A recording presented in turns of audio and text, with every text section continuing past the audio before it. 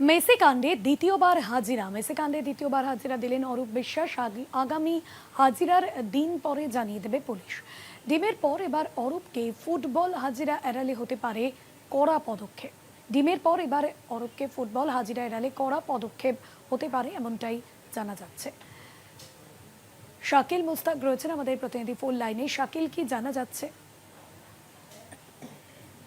দেখো, গত 19 তারিখ অরূপ বিশ্বাস, প্রাক্তন ক্রীড়ামন্ত্রী, তিনি মেসি কাণ্ডে বিধাননগর যে দক্ষিণ থানা সেখানে হাজিরা দিয়েছিলেন এবং দীর্ঘ তাকে 3 ঘন্টার বেশি সময় ধরে তাকে জিজ্ঞাসাবাদ করা হলে এবং সেই দিনই তাকে জানিয়ে দেওয়া হয় যে আগামী 22 তারিখ অর্থাৎ আজ তাকে হাজিরা দেওয়ার কথা বলা হয়েছিল এবং তিনি সেই মতোই সকাল 10টা 55 মিনিট নাগাদ সল্লেকের যে বিধাননগর উত্তর দক্ষিণ থানা আছে সেই থানায় আসেন এবং দীর্ঘক্ষণ তাকে জিজ্ঞাসাবাদ করার পরে তিনি বেরিয়ে যান। মূলত সেই সময় কিন্তু বেশ কিছু ফুটবল প্রেমী যারা মেসি অর্থাৎ 13ই ডিসেম্বর 2025 সালে যারা যুবভারতী ক্রীড়াঙ্গনে মেসিকে দেখতে উপস্থিত হয়েছিলেন, নিজের গাঁটের টাকা খরচ করে তারা কিন্তু এসে বিক্ষোভ দেখাতে থাকেন।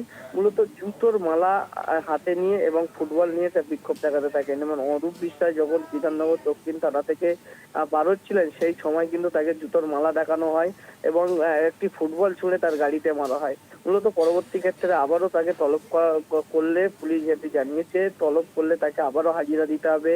হাজিরা যদি এড়ায় অরূপ বিশ্বাস, প্রাক্তন ক্রীড়ামন্ত্রী, তার বিরুদ্ধে কিন্তু কঠোর ব্যবস্থা নেবে, এমনটাই কিন্তু পুলিশ সূত্রে জানা যাচ্ছে।